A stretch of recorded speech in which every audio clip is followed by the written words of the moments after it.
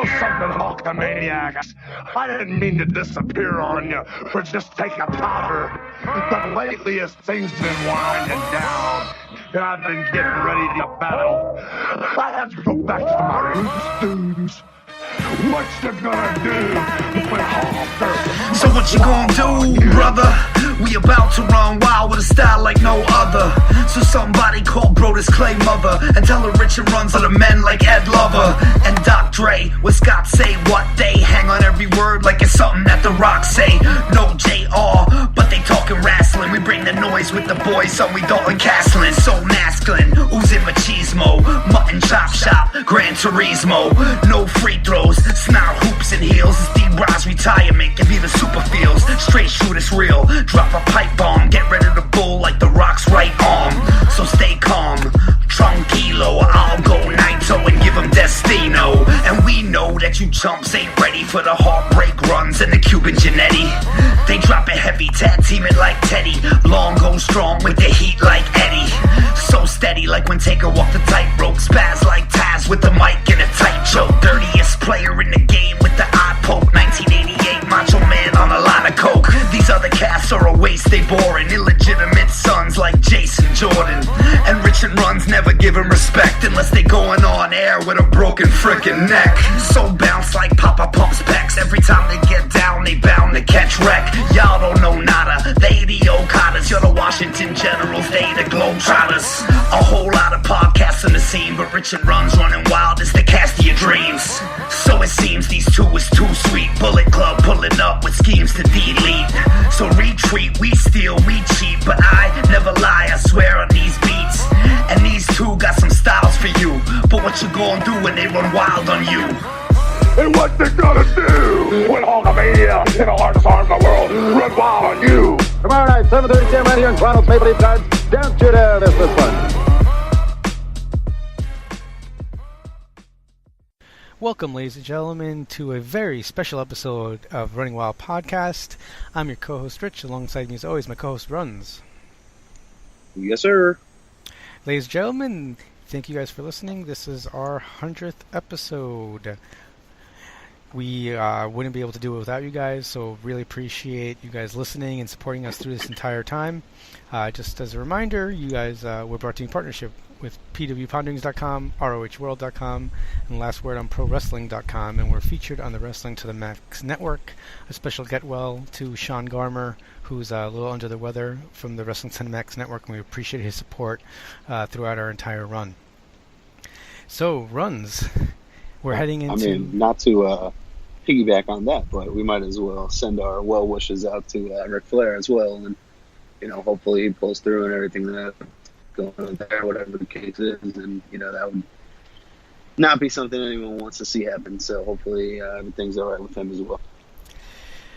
Yeah, I don't want my wife to come off as a heel, but there was definitely, when I heard the news, my first reaction, I was choked up, and she's like, oh my god, you're about to start crying. And I was like, this is a Ric motherfucking Flair. Of course I'm going to start crying. Like, I don't even understand this. I remember saying, I don't know why this stuff happens when I'm on vacation. And she's like, what are you talking about? And I was like, when Macho Man died, I landed in Milwaukee, and I had no idea, and I would start getting messages. So I was very concerned.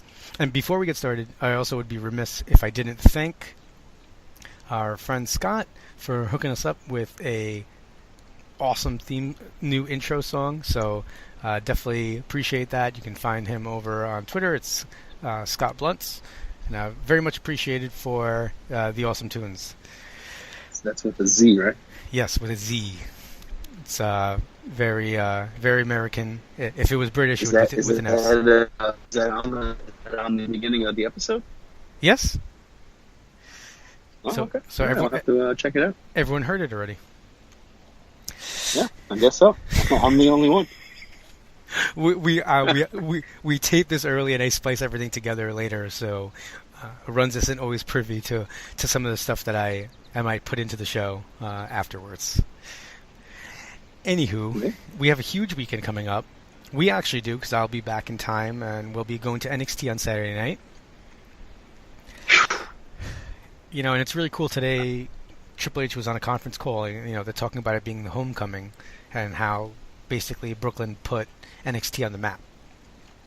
And it's really. And we were there for that. Listen, selfishly, it's really cool to hear a company like Evolve talk about how Boom is their home, and a company like WWE talk about how NXT is home in Brooklyn, and they're going to be back next year for 4 days straight again in 2018 at the Barclays, which maybe next year we'll decide that we're going to go to all I was four. going to say, man, fuck it, next year we're going. If maybe I can get Sir Charles into it enough, we could I could finagle, be like, hey, listen, Charlie wants to go to the wrestling event 4 days in a row. I'll just completely screw up his My sleep 2-year-old wants to go. He told me all 4 days. By that time he'll be 3, so on his way to 4. So then I'll be like, hey, 1 for every year he's been alive, so we go to all 4 shows. Oh my lord! All right, so yeah, we're gonna be there. Let's start off with the NXT card. Yeah, and I mean, I'm probably setting myself up for disaster, but I honestly don't think so. With the news that Adam Cole officially signed with NXT this week, and he's going to be debuting on NXT soon, and Takeover Brooklyn being such a big thing, I got to imagine he's going to be in the crowd or do a run-in or be there in some type of way.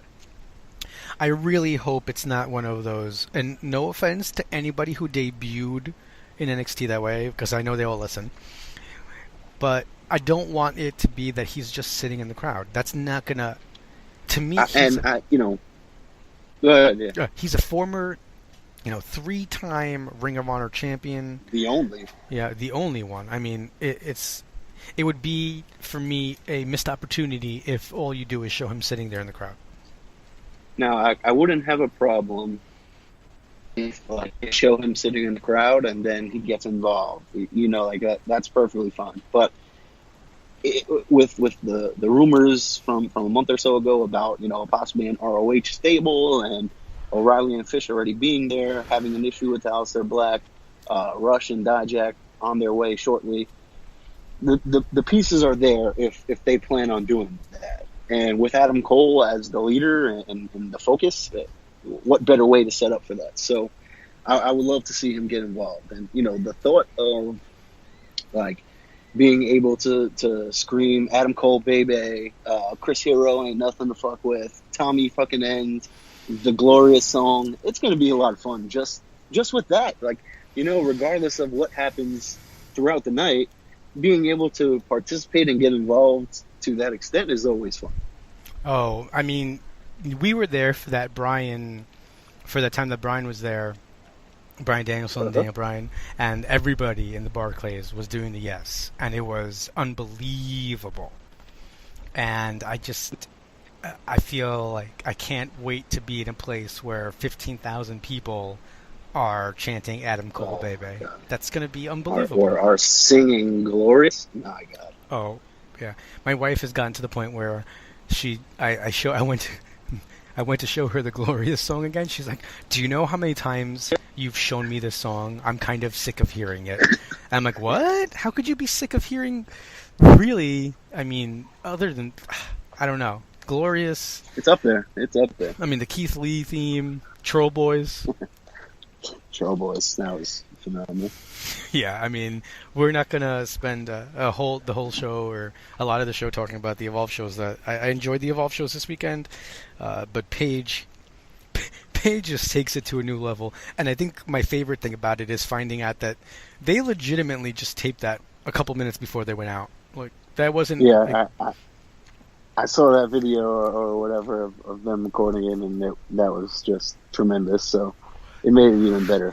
And the fact that we discussed it a little bit last week with hoping that they would be some type of crew and do something like this. It was really fun to see this weekend. And it's funny because when he said in the song, if you guys don't know what I'm talking about, but Paige and ACH came out together, and they came out to a song which is basically the Cops theme song, but they did it with Troll Boys.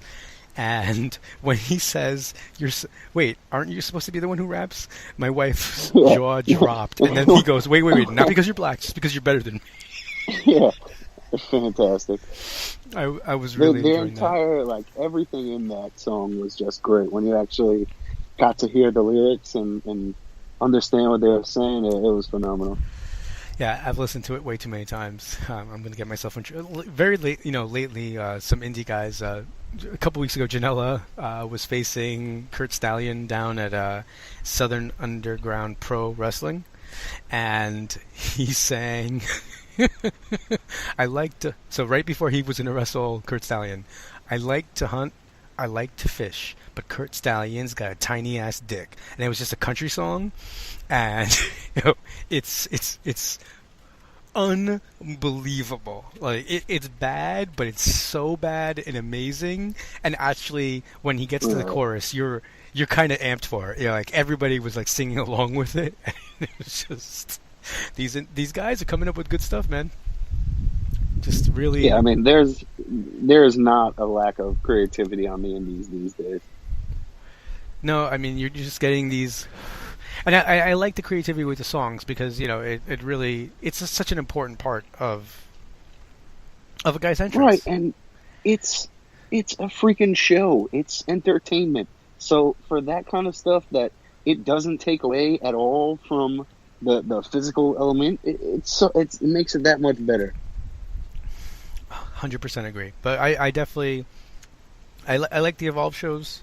As I always do feel usually, I think it's like 1A and 1B. You almost can't say they're two separate shows because it's always the first one's always building to the second one. So No, I completely agree with that. And in other entertaining and great wrestling news, we had the G1 final this weekend. I mean, that return of, you know who I'm talking about. That huge return was seriously rewarding to see Daryl come back and that he's okay. I mean, wait. Patched up. Wait, some people might think of somebody else. No. But that moment with Shibata was really great, too. Okay. So, I was up till about 2 playing PlayStation, right? And then I was like, holy shit, it's 2 o'clock. Oh, the New Japan show starts now? Dope. So that was it. I was in. I was awake, and I just said, fuck it, I'm going to stay up till this is over. So I watched it live, and so it was about 4 in the morning, and they're like, all right, we're going to take a break here, intermission. So, like, I opened a new tab. I was going to mute New Japan, because I was like, all right, this is 10 minutes, whatever. All of a sudden, you hear Shibata's music. And so, like, all right, so they take the break, right? And, like, you hear the announcers put down their mics and stuff. And then Shibata's music hits, and, like, they all scramble and run back. Like, oh, my God, what is this? So that was a cool element that just added to it even more. And then, the fucking crowd went insane for him. And it was awesome. So it's 4:45, something like that in the morning. And I'm sitting here like, really? I gotta watch this tough ass dude retire right now? And like, he was like, getting teary eyed, whatever. And then he said whatever in Japanese, which I didn't understand, dropped the mic and just walked out. And everyone was hyped. So I was like, oh, well, okay. And then later found out, he said, I'm alive. Like, that's it. So, good to see he's healthy. Hopefully that means he'll be back. I'm assuming he's not going to be headbutting anyone anytime soon, but man, I really grew to like that guy, so it was great to see him back. Yeah, I mean, it was nice to see him come back. I don't know if I want to see him wrestle again. I mean, dude suffered some serious injuries. Whenever you're talking about brain stuff, yeah, when you're talking about brain stuff, that's a little disturbing. Yeah, man. He is a crazy motherfucker. So I don't know. Like, if he's healthy enough, wrestling in Japan is insane. Like, if you watch the G1 shows, like, just watch how many people get dropped on their neck. Like, it's crazy. It makes you, like, kind of feel bad as a fan. Like, holy shit. Like, what's going to happen to these guys in 20 years. But I don't know. Then you see someone like Yuji Nagata or Tenzan, and they're chilling. So I really don't know. Did you? And also, just today it came out. There was an interview with Brie Bella, who basically said that she's given Bryan the green light to go wrestle, and that if it's not in WWE, then that's fine with her. That he can go wherever he wants to go to be happy. So that I don't know, man. Like we don't know anything. When it comes to that, we don't know how bad his injury is in terms of WWE is being safe, and maybe he could have 100 more matches and nothing could happen. Or, God forbid, he has one and something happens. That's not something I want to see. I don't want to see Daniel Bryan paralyzed when they just had a baby girl or something like that. So, if he's healthy enough and doctors clear him and everything is good, then, hey, go do what you got to do. But, man, I mean, Jerry Lawler, who had a heart attack in the ring, right, is wrestling. Still I'm not sure wrestling. if it just happened or is going to happen, but he's wrestling Cody Rhodes for the Ring of Honor Championship. Wow. So, That's just, I mean... And I mean, I want to put this out there. I'm pretty sure that I'm almost fairly accurate with this. 10 years before you were born, Jerry Lawler was getting into fights on David Letterman. And because I was not alive for the whole Andy Kaufman and all that stuff. Mm-hmm. So it's at least easily 10 years before you were born. He was doing that, and the King of Memphis, and now he's still wrestling after having a heart attack. So who knows? Maybe Bryan will be okay. Obviously, I hope that. The heart and the neck are very different things, though. But I don't know. I really. It's a scary thought, because you don't want to see anything happen to these guys that you love. You've watched them for 10 plus years, so you don't want to see anything like that. But hey, if he's healthy, then as long I want that dude to be happy. I would love to see him wrestle in ROH or New Japan. So just as long as everything is good, man, that's all that matters. Dude, in 1994, Jerry Lawler, I believe, of SummerSlam '94, comes to face Hart. Right, and then says that he's hurt because he was trying to help an old lady cross the street and he got hit by a car, and then Doink came out and wrestled for him. That was in '94. That's 23 years ago. Hey man, good for him. 23 years ago. Yeah. Then speaking of today. Then we had Naito and Omega in the main event of the G1 final. I'm sure everyone who's listening to this knows Naito came out on top. That match was ridiculous.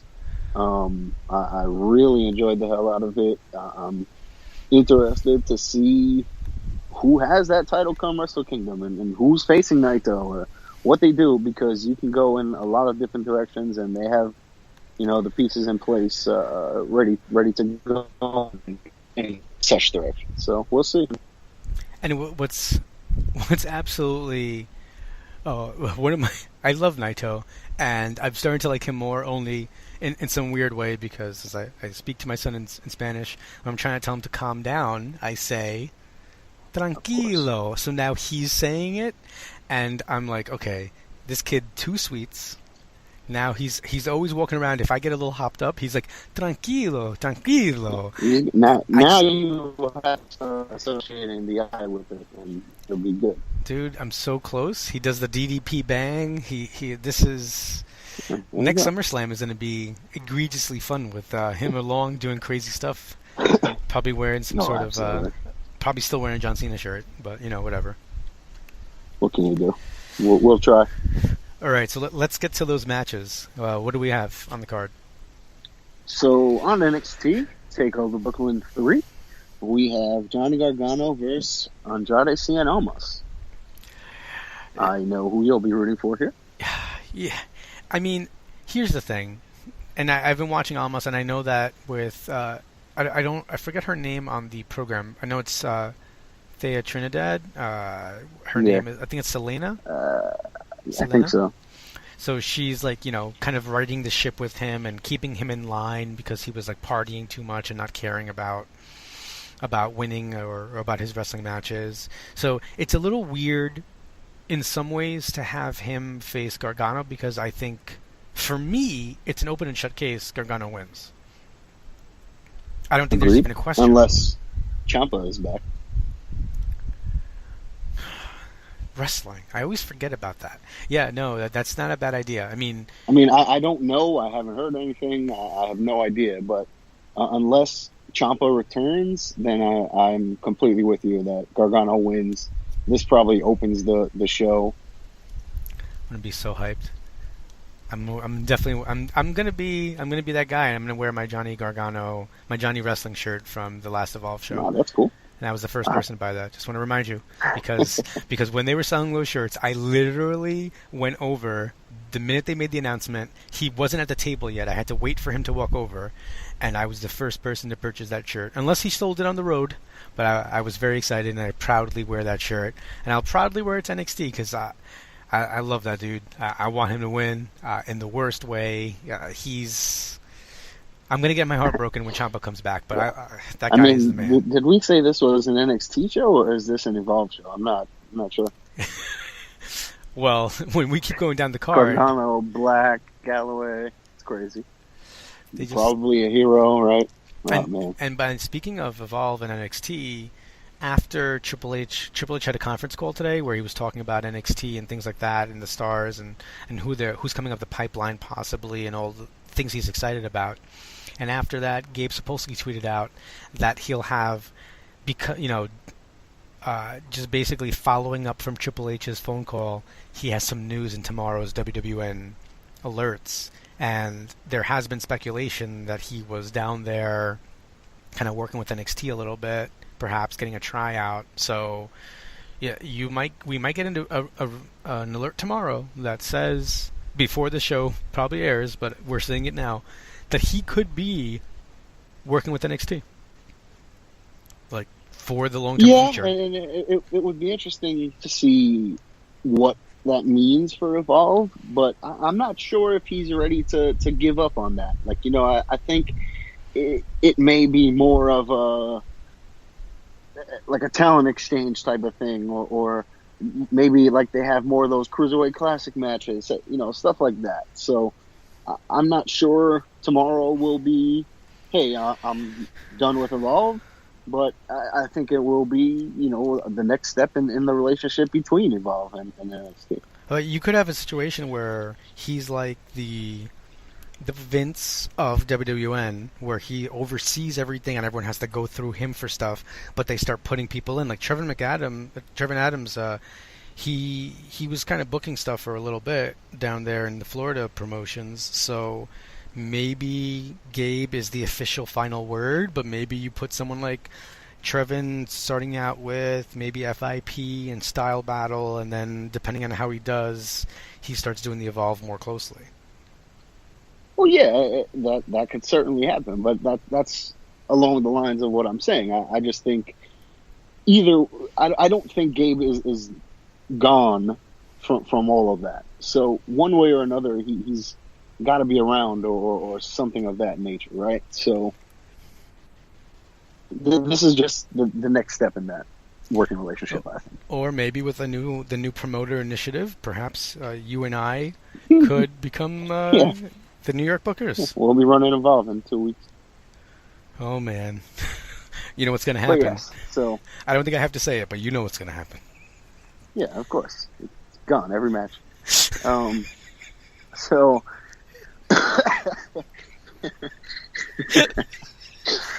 We're terrible people. It's funny, but like it's so true. He would never win a match. It would be like Becky Lynch. Like everyone would just turn on him. I'd just make all his friends like shit on him. It would be, oh man, super exciting.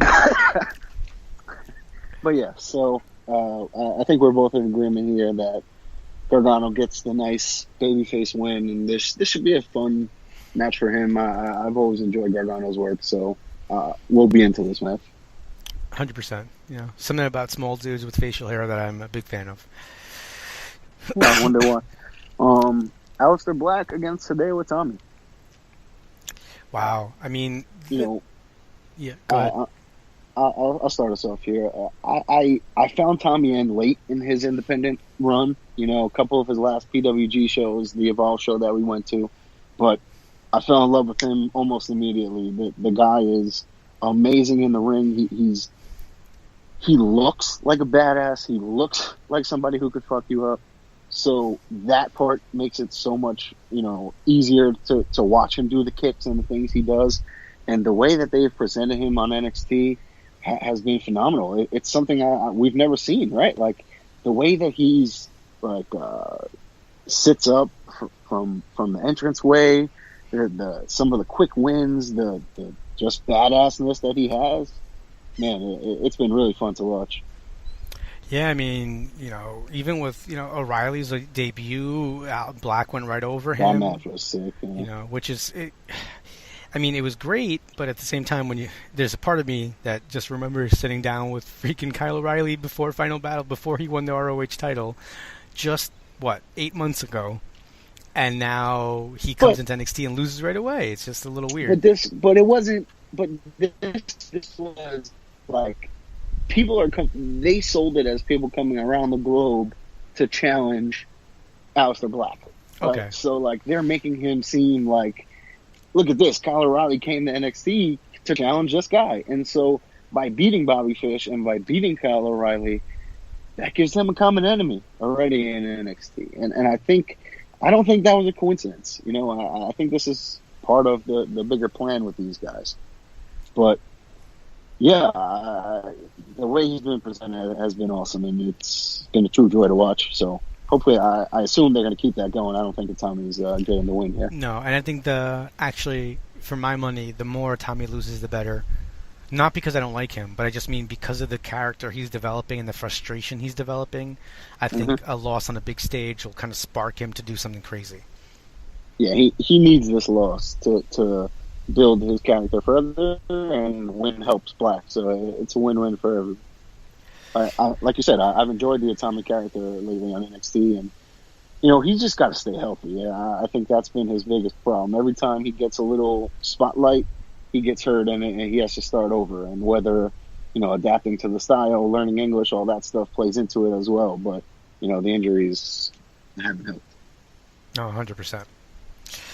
All right, so we're both in agreement.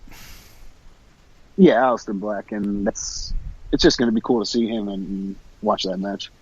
100%. I'm super excited about it. The next match is the Tag Team Championships, the Authors of Pain against Sanity. What do you think? I don't know. I mean, I think Sanity has made the Authors of Pain look a little weaker.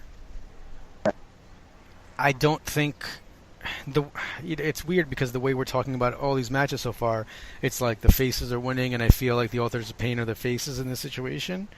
So I almost feel like they overcome Sanity's what they've been doing. But no, you know what? I hate making my picks based on how many other faces or heels win. But I could see a Sanity title run here. They overwhelmed them with the numbers. It would be really interesting if the Authors of Pain's first real challenge, they lose.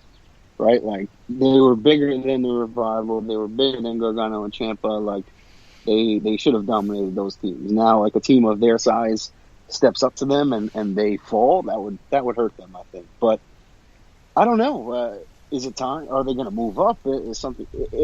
That's part of what also plays into this. Is we don't know what happens after SummerSlam with the roster shakeup or anything like that. Do they get called up? Are they ready for the main roster? Maybe. Can they use tag teams? Sure, but do they have enough time? I don't know. So we'll have to wait and see with that. But in a nutshell, in a bubble, I'm going to say the Authors of Pain retain. Okay, fair. So I'm going to go with Sanity just so that we have at least one different pick so far. Next up, we have the longest reigning champion in WWE history, other than Hulk Hogan and Bruno Sammartino's 7-year reigns, Asuka against Ember Moon in the NXT Women's Championship. I don't see any way.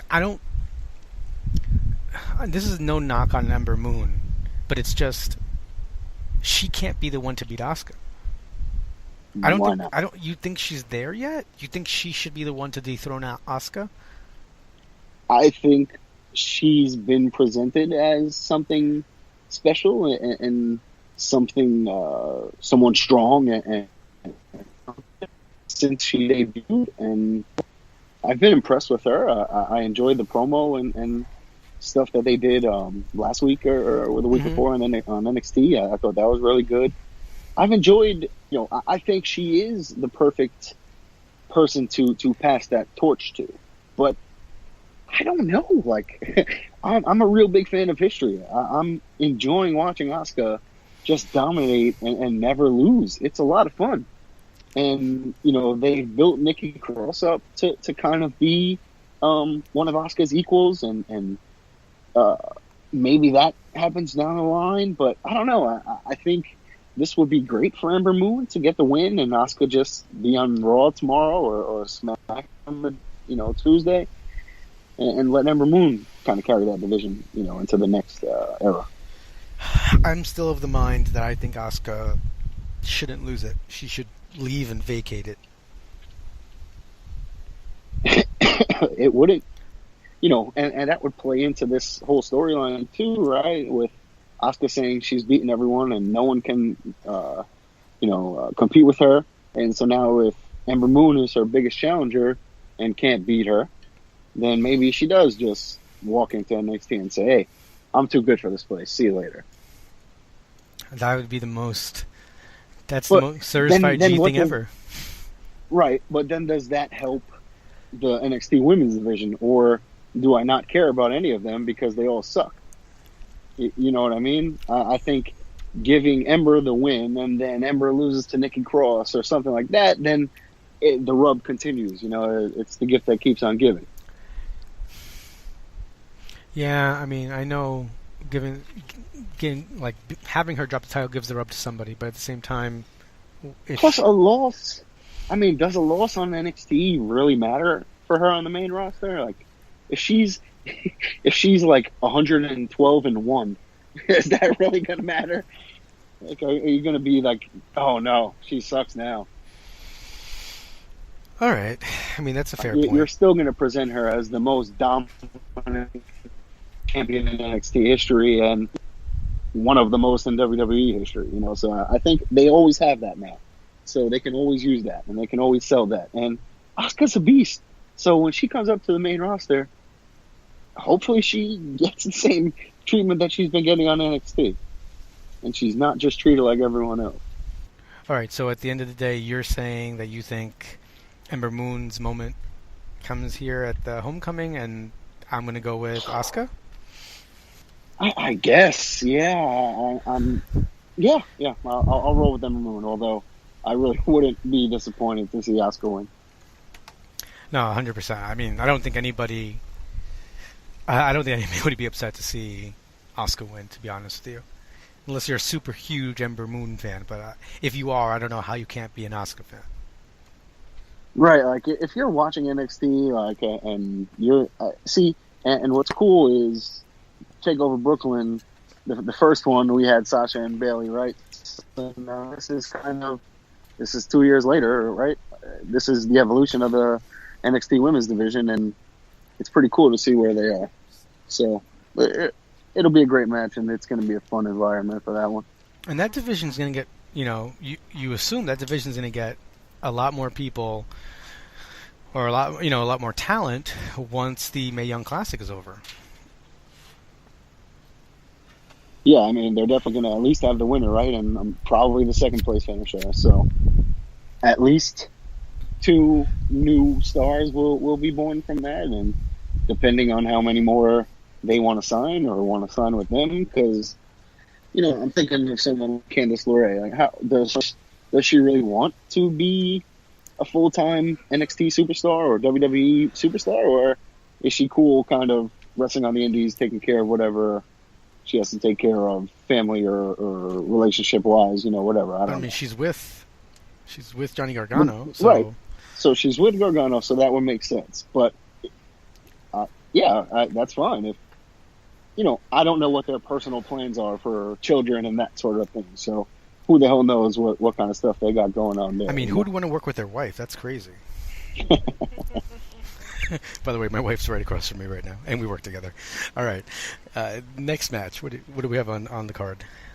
Well, the next match is the main event. Bobby Roode and Drew McIntyre. My God, I just want to say, even in previewing NXT, I enjoy it more because we're only going over a couple matches. Isn't that amazing? Like, right now, if we ended the show, there's boom, 5 announced matches. SummerSlam's going to be 19 hours and 50 matches that we didn't look at. The cool thing that I like about NXT is before Takeover, they usually have an episode or two of TV taped. So hopefully we'll get to see Hero and Velveteen Dream and some of the guys who didn't make it on the actual card. So that's always fun. Not seeing Ono would be a real letdown for me. Yeah, that would really suck. And, watching NXT the past couple weeks, Roderick Strong really wants Bobby Roode. Does he just stay away? Well, so we're taping this Wednesday afternoon before NXT actually airs tonight. And tonight it's supposed to be Roode versus McIntyre. And if Roddy versus McIntyre. And if Roddy wins, he earns a title shot against Roode after Takeover. So you would assume that he does stay away? Because Regal has shown himself to be that kind of... if you disobey what he says, then he won't give you what you want, right? Right. You would think he'd get angry and be like, okay, you know what? Since you ruined my main event, you don't get your title shot now. Right. But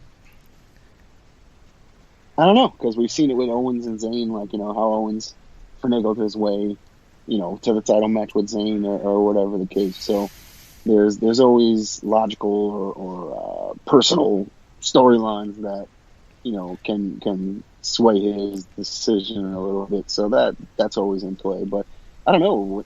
2 weeks ago when he was talking to Regal, I was like, oh, well, did they just make this a triple threat or what? And then I don't know. I wouldn't mind seeing a triple threat with those 3 guys because that would be a lot of fun. But either way, I don't know.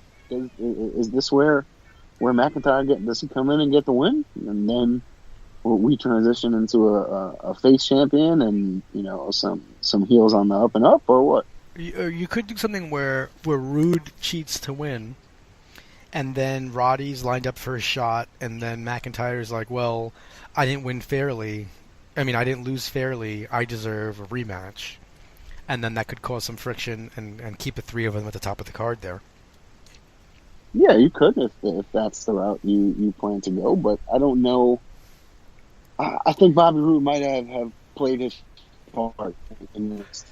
I think he came in, he had everything with Nakamura. That was great. Now he's transitioned to Roddy, to McIntyre. That's been good. He had a little stuff with Tommy. And now, if there's Aleister Black in the wings, and if Tommy is healthy, and if O'Reilly and Fish and Cole and Dijak and Rush and whoever the hell else they sign in the next 2 months are on their way, then I think this is the perfect time for Bobby Roode to move up to the main roster, and have McIntyre feud with the incoming ROH guys, or however you want to play that. I just want to hear, definitely on NXT, there needs to be at least a 4-minute promo from McIntyre on the microphone, just yelling in Scottish. How could I lose? McIntyre. He's the best and gigantic. I'm glad we're not sitting that close to him. Yeah, it's going to be really interesting, right, to see how large he is in the Barclays Center with Bobby Roode in the ring, as opposed to in La Boom with Johnny Gargano. I'm 35 years old, and I'm not going to lie to you. That's the first time I've ever been afraid around a wrestler was when I cursed McIntyre out, and I was like, I made a wrong choice. This is a bad idea.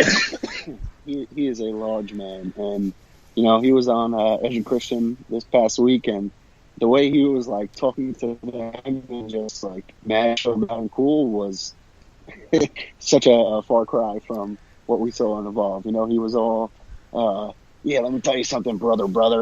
He would just keep doing that. It was great. Yeah, check that out. That's actually the podcast where he revealed that Gabe's been working with NXT. Is it? Yeah. Oh, okay. I guess I must have missed that part on there. Well, if he's not yelling about it, but so if finally, right. Who are you going with? I'm gonna say it's McIntyre. All right, I'm gonna go with a glorious handful of tights from Rude.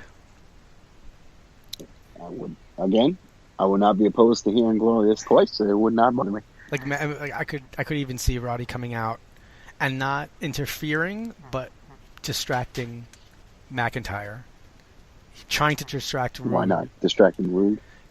But in the end, distracts McIntyre. Like Rude's smart enough to go like, "Hey, wait a minute." That could happen. All right, so now SummerSlam, 17 matches.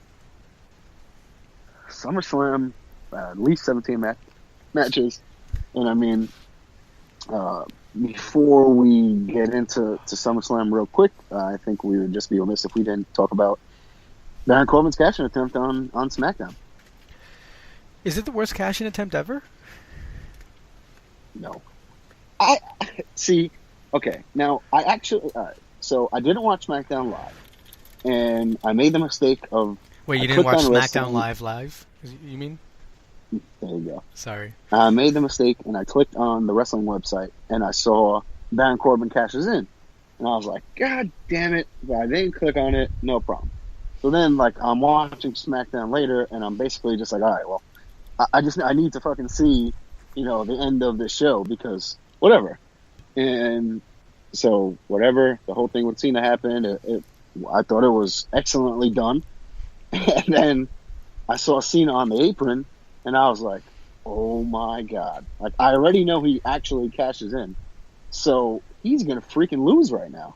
And now, mind you, for an hour and a half of watching SmackDown, all I kept thinking was like, wait a minute. So what the hell are the matches going to be at SummerSlam? Like, all they keep advertising is Jinder against Shinsuke, but is it going to be Shinsuke against Baron Corbin? Is Cena Corbin going to be for the title? What the hell is going to happen? So I was, you know, I actually liked Jinder getting the win, but like then I went on I Twitter searched Baron Corbin, and I saw people reporting like that WWE like soured on him, and this was like before the cash in. So yeah, that's not a good thing. If you lost because they lost faith in you, you know, if you lost the title to build your character as the heel and build the anger and the rage, that's perfectly fine. But if you lost because they don't want you to have it anymore, that's not a good look. I mean, he got into like a little battle with Meltzer recently, and he was like insulting fans also on Twitter. Well, that should and could be the bully Baron Corbin, but I also heard like he lost a Twitter spat with Mojo. Like they didn't like that he's like been shit on the mic against Cena. I don't know, man. Like if that kind of stuff is true, then damn. Dude is a dumpster fire, man. But like that's what you do. Like you give this guy the briefcase, and then halfway into his holding the briefcase, you're just like, actually we changed our mind. Now you're just gonna lose it. I just picture Vince going up to Cena and being like, that guy's a dumpster fire. I want you to say that. I want you to say that in front of everyone. I mean, it feels like that's what really happened here. And you know what? I hate to say this, and people might hate on me for saying it. I'll say it, but I'm going to be honest. I'm glad. I did not want to see him with the world title. Man, he's such a big dude, and with the anger and the right push, it's so believable that I'm fine with it. And I've enjoyed Baron Corbin since he's come off the SmackDown. So I'm a little, kind of like, I'm not upset because it doesn't really matter, but I'm a little like, damn, I'm disappointed if, he lost their trust so easily. That's the biggest thing to me here is because if you lost their trust, good luck, man. Good luck. There's limited time, there's limited spots, and it's not going to be easy to stick around for a while if you already lost their trust. So that's my whole concern. But, like I said, if this is part of the bigger picture, then that's great. That adds to his character. That adds to the beef with Cena. That creates something with Jinder. Whatever, But now that suspense is gone from SummerSlam too, so I'm not mad at that either. Yeah. I didn't want to see him cash in and win it at SummerSlam, so I'm glad that's out of the way. Right. So now with that, we'll get into the main events and such later, but it's going to be interesting to see what they do with this card because as we go through the matches right now, I don't know what the hell is on the pre-show. No, the kickoff is the rematch, I believe, for the title, for the Cruiserweight title. Is it? Even though they said on SmackDown, on whatever yesterday, like, oh yeah, I'll see you at SummerSlam, and you're going to wait till SummerSlam. Now it's going to be the kickoff. Well, so yeah, we can get into that right now before we go any further in detail. Akira Tozawa and Neville in the rematch for the Cruiserweight title, which Akira Tozawa captured from Neville on Raw in a pretty sick match, and the crowd was insane. So that was a lot of fun. I think it was better. I think it's way better than the kickoff when half the people are still in the bathroom or not at the arena yet. Right. Not caring. I don't know if they knew this going into it, but they had a hot crowd there in Boston, and they made those matches and moments, that much better. So it really helped out, and the crowd wanted to see Tozawa get the win, and I really enjoyed it. By the way, speaking of Boston, that Sasha Banks Boss Town shirt is, if I was from Boston, that's a dope shirt. I guess, if you're a fan of Sasha Banks. Okay, but yes. Okay, so you have to be a fan of Sasha and you have to be a fan of Boston, right? Well, I guess not. You could just be a fake, I'm a Bosch kind of guy. But it's if you think Boss Town, oh, right? Like, that's... yeah. Oh, thanks. I didn't get that one. Okay, that's why I'm here. Always teaching. No, right. but for me, the wordplay, I think that's it's fantastic. I don't know. Yeah, that would be like a guy in the South. People wouldn't know, that's a wrestling shirt. So that would be like people would just think it's a tough Boston shirt. It's like, yeah, exactly. That's what I mean. That would be like a guy going down to like Jim Crockett Promotions back in the day from the North, like clearly from WWE, wearing a Yankee shirt, and they're like, this Yankee, and he's just wearing like this like kind of weird Yankee shirt. I don't know. I can't. Sure, I can't do it as cool, but I just like the idea of the way they're using that. But anyway, I was. I thought the Boston crowd really gave a great reaction, and I think gave the importance to the Cruiserweight division, or at least the title match, that we haven't seen for a long time. Or really maybe ever? Other than the Cruiserweight Classic? I mean, has there been a Cruiserweight title match that got that kind of reception before? No. Other than like the actual Cruiserweight Classic on Raw, no chance. So that was like we said, that was a lot of fun. It was great to watch, and I was happy to see Tozawa get the win. And when I saw that, I was like, oh, are they just not wrestling on SummerSlam? Is that did we just run out of time?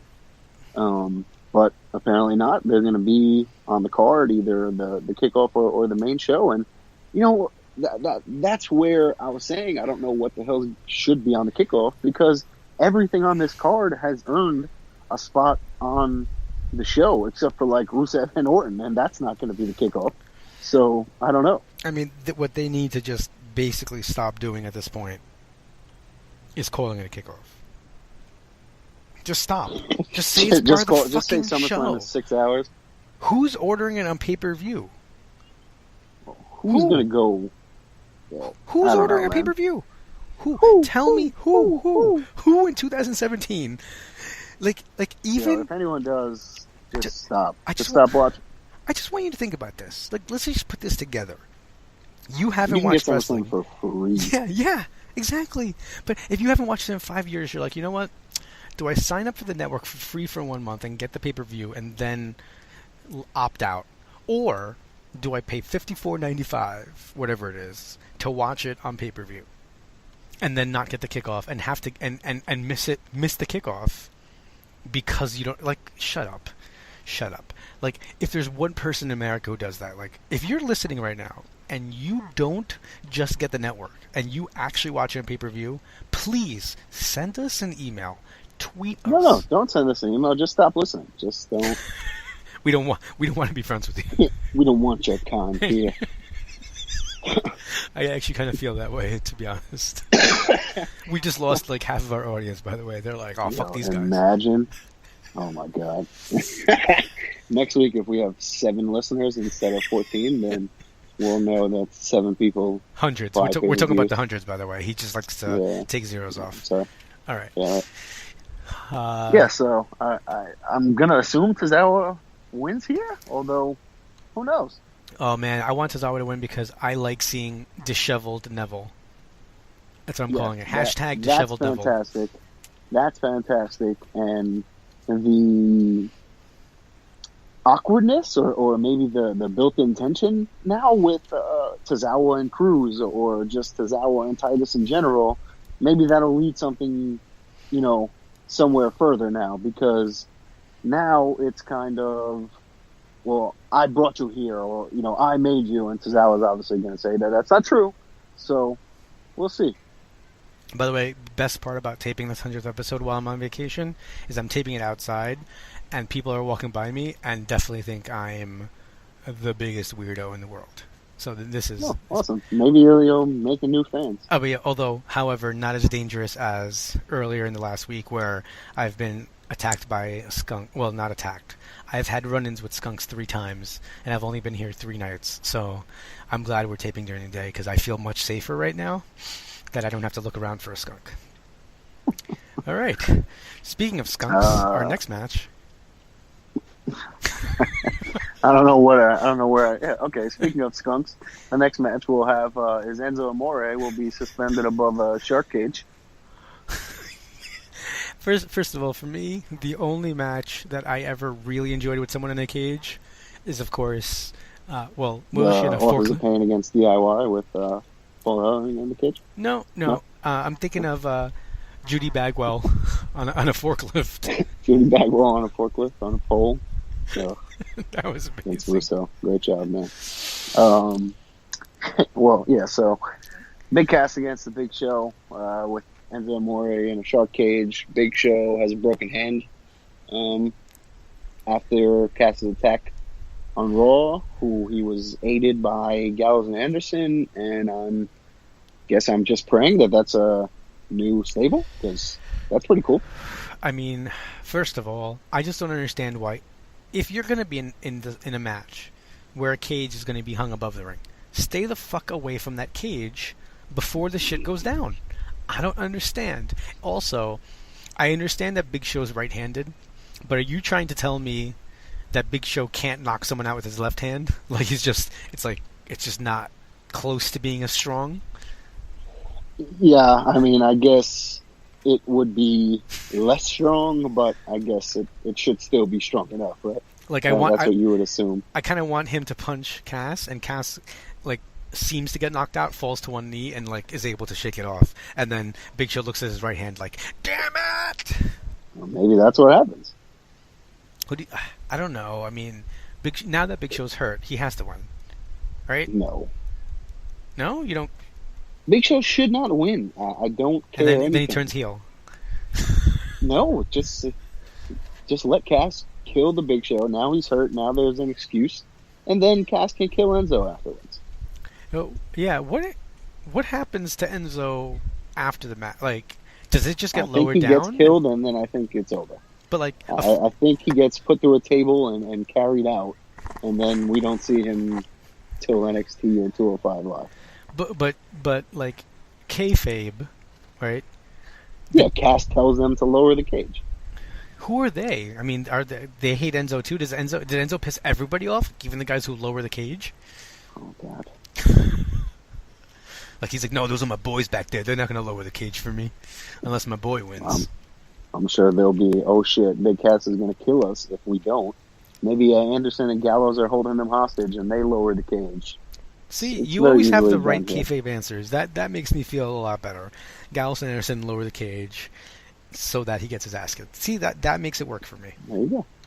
Okay, there you go. All right.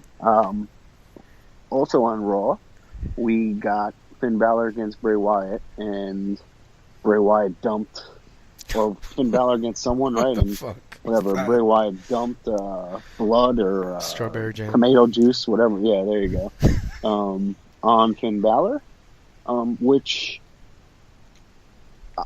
immediately I was like, well, there's the fucking demon. So instantly sold. No problem. You got me. I'm hooked. So I'm glad to see that, Finn Balor is bringing the demon back to face Bray Wyatt's demons. I'm super looking forward to that, and that's going to be great.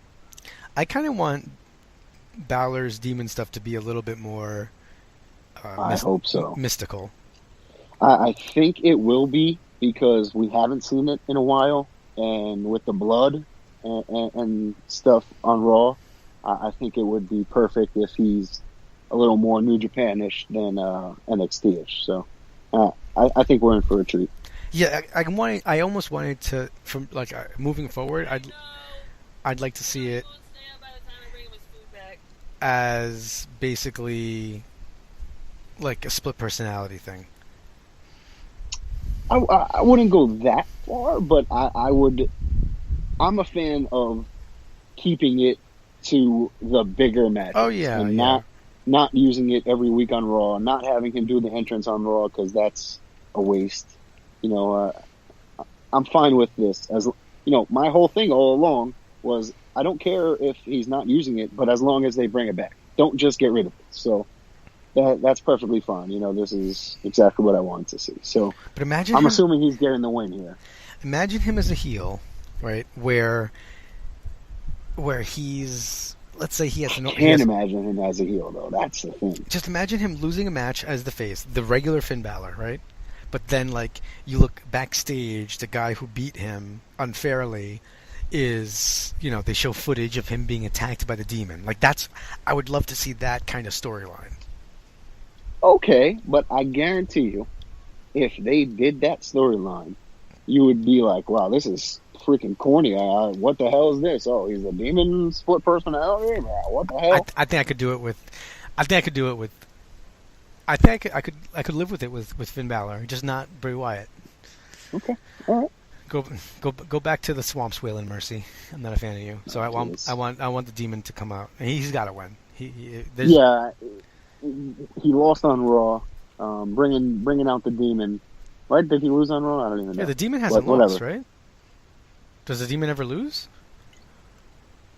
I don't think so. Did he lose to Owens? I thought he beat Owens. He didn't lose to Owens, but he lost to Jill. Oh, okay.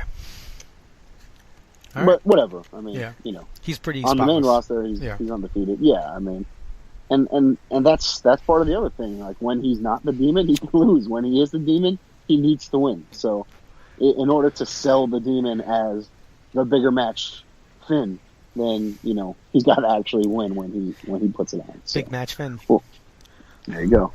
Demon King Finn. We have Randy Orton and Rusev. Rusev ate an RKO on SmackDown, and I'm gonna say he wins on. He better win. He wins on Sunday. There's no reason for Randy. There's no Orton point. To win. Yeah, no. Randy Orton could legitimately lose, and I'm not even. And he has. So to be fair, like, they have been doing this, right? Because he lost to Jinder like 3 times. Randy Orton could lose for the next 2 years, and it would still not take away credibility for me when he's in a match.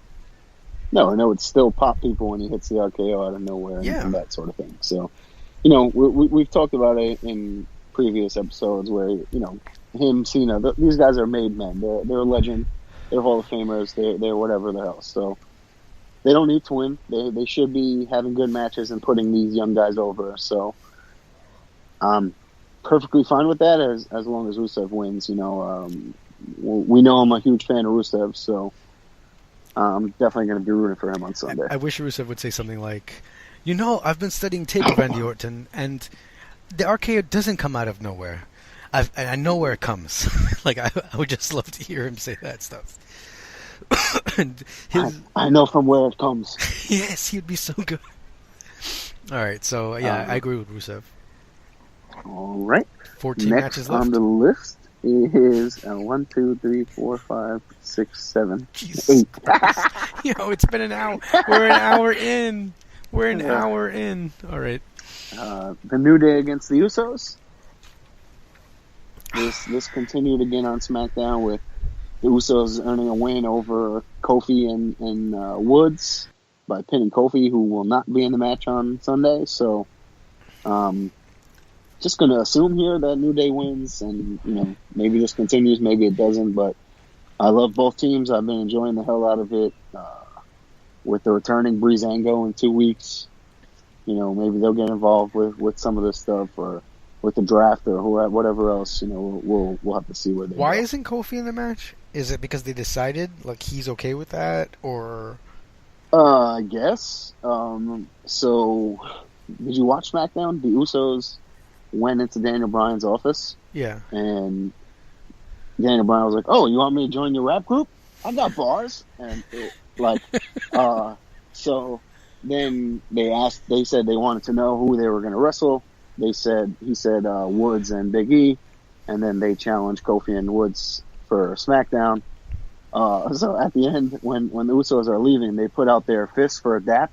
Like, all right, our man. And they put out their fists, and Daniel Bryan just grabs their fist and shakes. It was. I laughed out loud, man. It was good. It was really good stuff. So I'm gonna do that. If any of my students are listening, or my it's former something students, that you or Daniel Bryan, it's something I can see him doing. So it's hilarious. I'm showing up to the first day of school, and the first kid who tries to dap me up, I'm just gonna shake their fist. New Day just got the titles, right? So yeah, I don't see them losing. No, I think they'll hang on to it until who's ever next in line. Then we have Naomi and Natalya. This, unfortunately, I could see also being bumped to the kickoff. I hope it doesn't. They can't keep doing that stuff. I agree. But I don't see Naomi dropping it to Natalya. No, and there was a report actually that came out yesterday or today that said that there's no plans for her to lose the belt in 2017. So that's pretty cool. How do you feel about the glowing belt? I kind of feel like it's like it makes it look like a prop instead of something legitimate. I just think it's like the Smoking Skull belt, or it's like the Miz belt, or the Rated R belt. No, it's not, because those belts were just a belt. It just had a logo. Like her shit, there's fur all over and there's lights and it looks cool. Don't get me wrong, but I just feel like it makes the belt look like a gimmick. It's like when a 12-year-old girl in 1987 got a vest, and then she also got a bedazzler for Christmas, and she went home and made her vest personal. 12-year-old girl or you? I was never in full possession of bedazzler myself. No, you just borrowed my mom's or something. Listen, just because I may have borrowed stuff from your mom so I could dress up as Kurt Angle when I went to a WWE pay-per-view does not mean... Sting and CM Punk and... Oh, man. My CM Punk cosplay only went poorly because somebody was being very offensive. My Cena cosplay was fantastic, other than the fact that apparently the New Jersey arena does not allow real chains to be brought into the arena. Weaponized locks. Yeah, so correct. Like, no, you can buy the one inside, and I'm like, but this is a real master lock. I don't understand. Yeah. All right. Yeah. So we're both in agreement here. Naomi gets the win. No cashing, right? Mm-hmm. Okay, next up, Alexa Bliss and Sasha Banks. This should be a lot of fun. lots of reports that these two actually don't like each other, so that always adds a little bit to it. And, you know, they are a great matchup in the ring, and I'm definitely looking forward to watching this on Sunday. Yeah, I feel like... So, maybe we're wrong about Bayley's injury. It seems like it's actually legit and it's not shoot. It's not shoot, you said? Like, it's not kayfabe, right? It seems I don't know these words that you're using here. All Shoot, right. kayfabe, I think she's legitimately injured. Still not sure, but all right. Really? Yeah. I haven't seen any doctor's results, huh?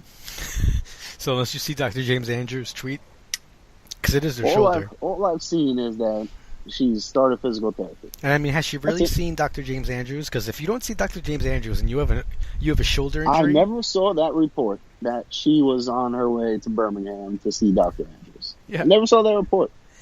If you don't see Dr. James Andrews, I don't believe that you have a shoulder problem. I guess it's just a separated shoulder, like it's not that serious, but I'd still go see James. Yo, if I had the money, are you serious? If I worked for WWE, like I'd stub my toe, like, Dr. Andrews, please. Yeah, seriously. Call him up. Like, what are you talking about? So does Sasha win it to kind of, I don't know, it's almost like she's getting it back for Bayley, who should have had the shot, and they're friends.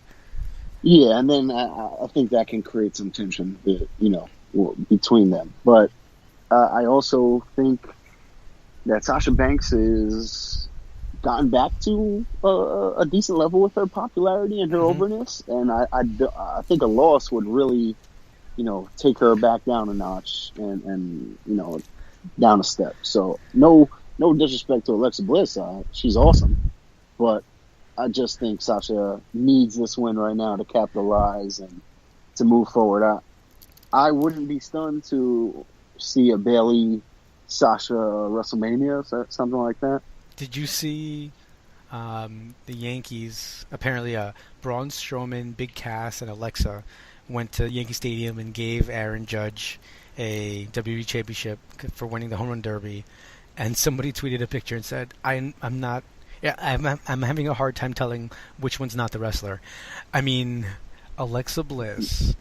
I don't see her standing next to like the male the grown men, right? No, yes. Oh my God! And not only was she standing next to one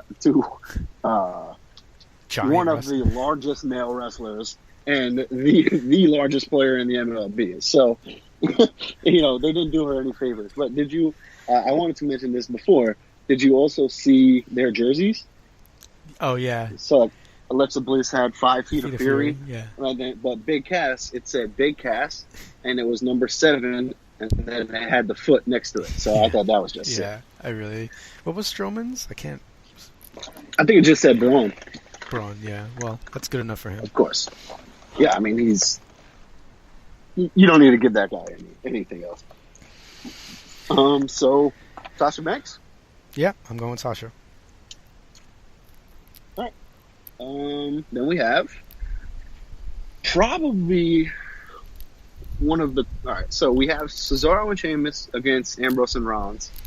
And when they did that whole thing with the touching of the hands on Raw, holy shit, man. I don't know the last time I've heard a pop like that.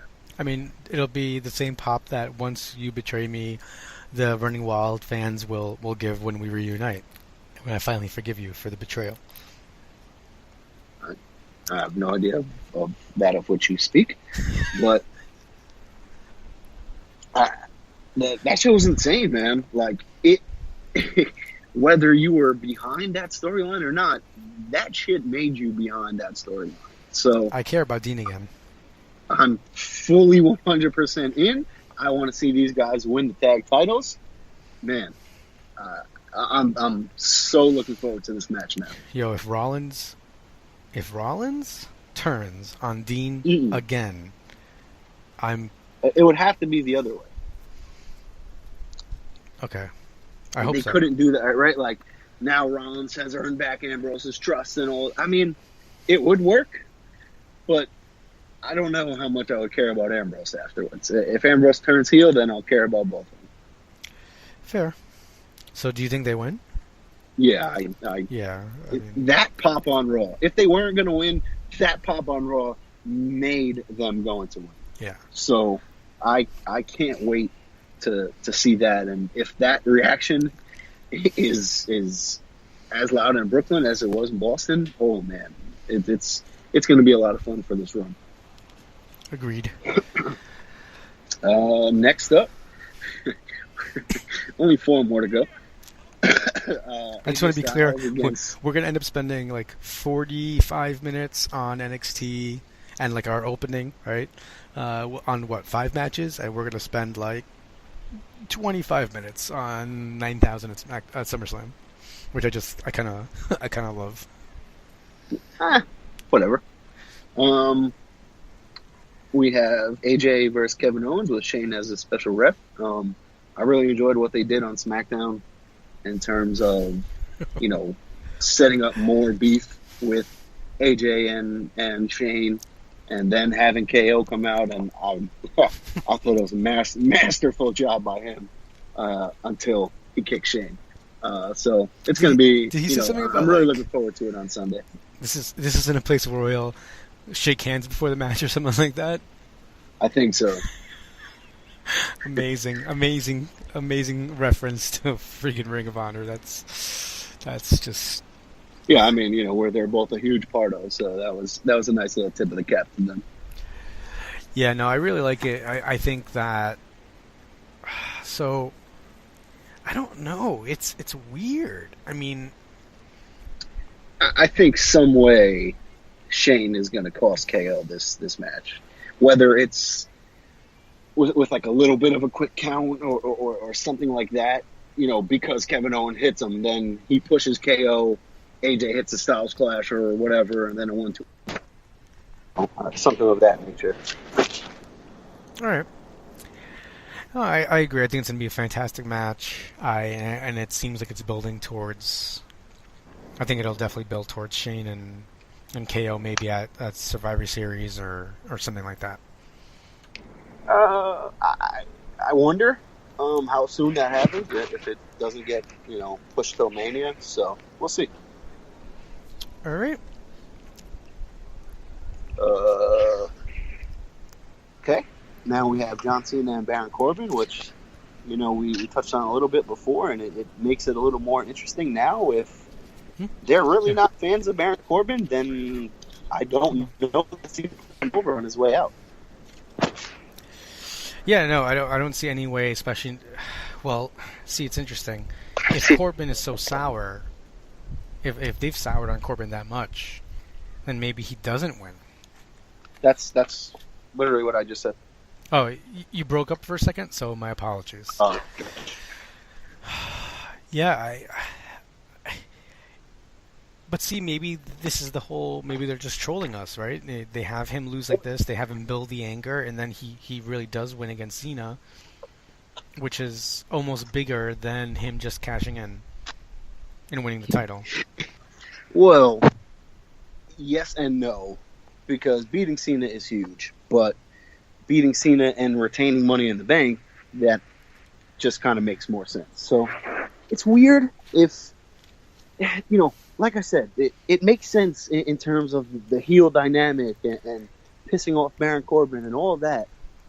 I loved his facials when he was walking back and then he kind of looked at Jinder like, holy shit, yeah, fuck this, I'm going to cash in. I was on the hook. I thought it was a great, moment for them to actually do it. It made sense for this big bully. He doesn't care who or what or when. Oh, SummerSlam's next week? Yeah, sure, great. I'll mess it up for you. So it would have fit his character, but so does this. So it really puts a wrench in where they're going to go here. I guess I'm still going to say Baron Corbin, but it would not shock me in the least, obviously, if John Cena gets the win. No, I wouldn't be surprised really either. I mean, it's John Cena. It's Big Match John. If John Cena wins, it's over for Baron Corbin, right? Oh yeah, no, he's gone. I mean, GFW is a new champion, so. If he loses Money in the Bank, and then to Cena, and then Cena goes to Raw, so he can't even get his heat back. That's not a good sign. So we're rooting for you, Baron, I guess. No, I'm rooting for John. Big match, John, baby. Oh, yeah. All right, so now we have the modern-day Maharaja versus Shinsuke Nakamura for the WWE title. And maybe if no one's paying attention for the last hour, no Baron Corbin to cash in. So could this be it? I think my gut is actually that Shinsuke doesn't win yet. It's his first title shot. Jinder's a heel. I could see just not won his first title shot. Pretty sure. Yeah. Anyway, I don't think he's been. There's not been that babyface chase, right? Hasn't really occurred here. Well, let's look at it this way, right? Who beat John Cena in the past month? Well, yeah, no, Shinsuke. So, but you think that's not Baron Corbin, that's for sure. No, but at the same time, like, do you think that? I don't think Shinsuke's faced the adversity. He won a number one contenders match against John Cena, and then he's just going to go in and then win it right away on a huge stage. Okay, I don't know. I'm gonna firmly say I don't, and I think maybe I'm gonna be wrong, but I'm gonna say that I don't think Shinsuke wins it yet. I think what you're saying, there's truth to what you're saying. He hasn't been on the WWE stage maybe long enough. However, this guy is a star. And you see that right from the minute he shows up. So that part, to me, yeah, maybe he hasn't been in WWE long enough, but he's been the man in New Japan. And so that kind of stuff plays into it for me. And I'll I carry that over. That goes in with it. Ichiro has 4,000 hits combined between Japan and the MLB. That's kind of how I look at Shinsuke. Wrestling is wrestling, no matter where you are. I kind of look at it as just one big resume. So if he comes in, he beat John Cena. Now if he wins the WWE title, I think that cements him. It makes him legitimate there again. And I think that may be something that they need to do to push further with him. I feel like he could get, like, Jinder retains by being some kind of chicanery, and then at, Battleground Roadblock back. So you'd rather Shinsuke win it at Dick at the Beach rather than SummerSlam. Man, I would pay $100 to watch a pay-per-view called Dick at the Beach. That's so much better than Great Balls of Fire. I don't know that you want to say, because I'm sure there is some type of pay-per-view called Okay. I meant like a wrestling show. Let's be clear about that. I wonder if that show would just be me, like, hanging out at the beach. Okay, I get what you're saying. I wasn't even saying that he doesn't have the resume. I just meant, like, that chase, the great right. movie. Like he doesn't have the WWE history yet. No, not even the WWE history. Just like this is the first time he's in title contention. He's not chasing it. He's not been frustrated. Like Shinsuke's charisma is going to have, like, his charisma is more about doing, right? Not about what he says.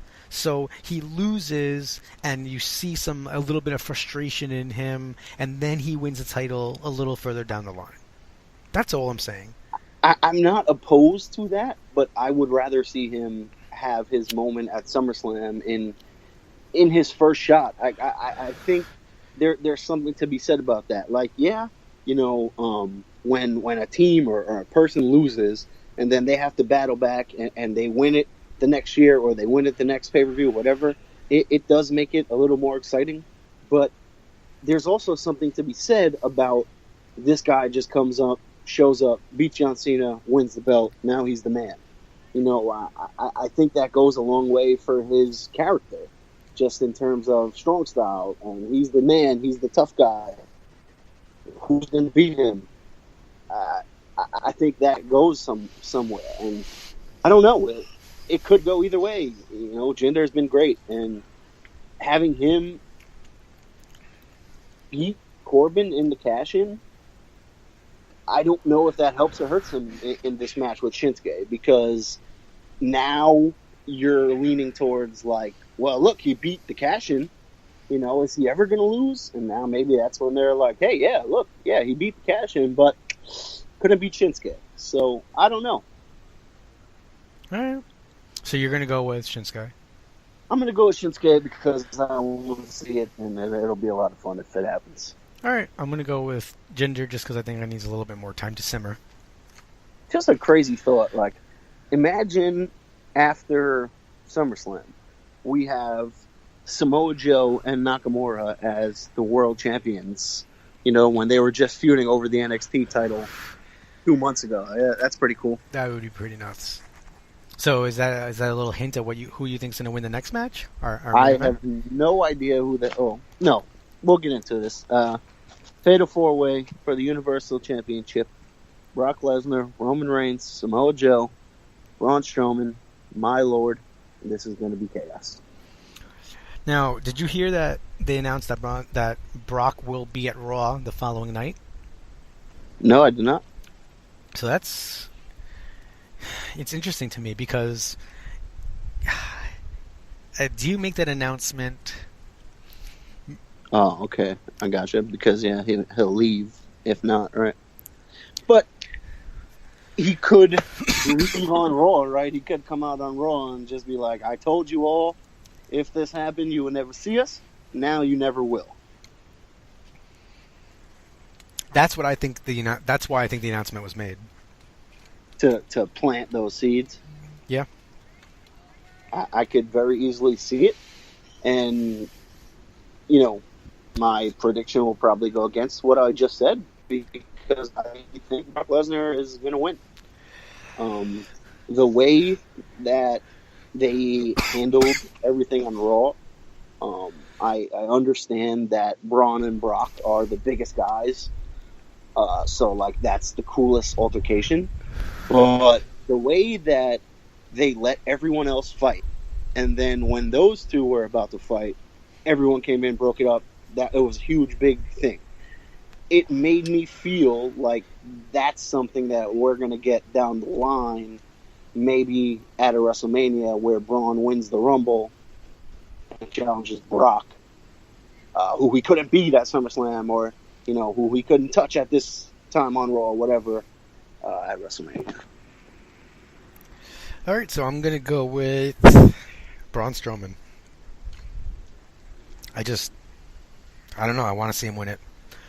I want to see him just be crazy. I really want to see a new champion. It's not going to be Roman Reigns. I'm pretty confident in that. So whether it's Samoa Joe or Braun Strowman, I would be ecstatic. If Brock wins, I wouldn't be mad because it's kind of fun to watch this guy, dominate and just be the man. And, these past couple episodes of Raw have kind of made me feel like, all right, I'm not missing, the Universal title as much on Raw. They're doing a good job building these guys up without it just being, oh, you're the champion, so I want to fight. They're giving them actual storylines. They're giving them actual history and actual beefs. So now when they fight over the title, it's going to mean even more. So I'm not opposed to the title being off TV for a little while longer, and I think it will be a cool thing. All right. Well, that's our SummerSlam coverage. There is a Ring of Honor pay-per-view from London, but I'd rather actually talk about that in terms of a review next week, in terms of going over it. I mean, you do have Cody versus Sonata for the title, but I think that's kind of a gimme. I think we know that Cody's going to hang on to it. I'm interested in the Addiction versus the Young Bucks because the Addictions, they've gone heel again.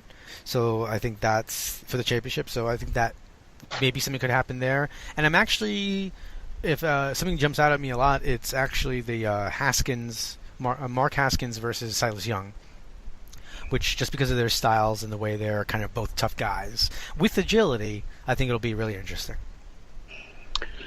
Yeah, that would be pretty interesting. And it's on at 1 o'clock, so you can watch it before we go to NXT. Right. Yeah. I mean, that'll be a nice afternoon appetizer before the show. And Al Snow's going to be on the. If you watch it on Fight App, Al Snow will be in the chat talking to you about the event. Random. Well, okay, but it's going to be very interesting to see. On Being the Elite this week, there was the moment when Kenny Omega was like, "Oh yeah, I texted your wife, and I was talking to her about training, and, this and that." And I'm wondering if that's going to be the start of a little real tension with Cody and Kenny. We saw it tease a little bit last month, and now with Kenny doing some PWG and some more Ring of Honor shows, maybe there'll be something of a storyline, developing on actual TV. And what I really liked this week on Ring of Honor television, there was a match between Punishment and Flip Gordon, Punishment Martinez and Flip Gordon.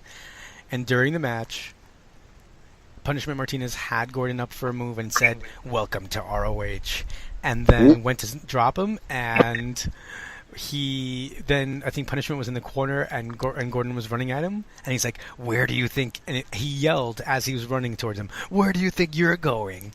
And then got kicked in the face. But I love this is genius. This is something that I think should have been happening a while ago. That stuff from Being the Elite should at least be like slightly referenced on Ring of Honor television, because it is content for Ring of Honor. Right, and that's just kind of like, it's something that should be done, whether it's a Ring of Honor YouTube promo or this or that. Ring of Honor has very limited time on television, so these guys need to have these elaborate stories and these elaborate things going on to, fill in some gaps or give some reason for some of these matches. And like you said, look, now Punishment Martinez is fighting Flip Gordon. They're referencing all that stuff, and it's getting over with everyone because everyone who's there knows about it. So it really is smart and good for everyone involved. All right, ladies and gentlemen, I think I'm going to have to get out of here because I'm technically on vacation and the wife might murder me. But I do want to bring up a couple of things. One, thank you again, guys, for joining us for the 100th episode. We really couldn't have done this without you guys. You know what? No. F you guys. We could have done this without you because we just keep taping it no matter what. But we do appreciate you guys listening to us. And I'm the one that's going to turn heel. All right. But all jokes aside, also next episode, definitely looking forward to it. We're going to have Matt Taven on. He's going to be talking about his time in ROH and his inclusion in CMLL's upcoming Grand Prix tournament, which will be on September 1st. So we're going to have that next week. You can always check out any of our back interviews. We've gotten really lucky and been able to talk to a lot of Ring of Honor talent. So go over to runningwildpodcast.com, go over to the iTunes feed, or go over to SoundCloud and look at all our back episodes. Even if the current event stuff that's being covered in the episode, is a little dated, the interviews are still really interesting, and you should definitely worthwhile checking out. You can catch my Ring of Honor coverage over at pwponderings.com and ROHworld.com. I just posted up the article about TV this week, my weekly review, and I'm also going to have a preview of the iPay-per-view. So if you want to hear more about the matches, be sure to check that out. You can follow us on Twitter at RunningWildLWOS, and you can send us emails to runningwildpodcast@gmail.com. You guys can send us comments, trivia, anything like that. We always love getting emails from the fans. And did I leave anything out? No, that's it. Oh, wait. Follow me on Twitter, Rich_Laconi, where I'm still doing hashtag Project Rewatch SummerSlam, which some people actually are enjoying. So definitely go check that out. And I'm getting to see some terrible matches, but also some really good ones that slipped my memory. So just want to thank you guys for joining us again, and remind you that you've been listening to the podcast that is just too sweet. All right, bro. All right, man. Take care.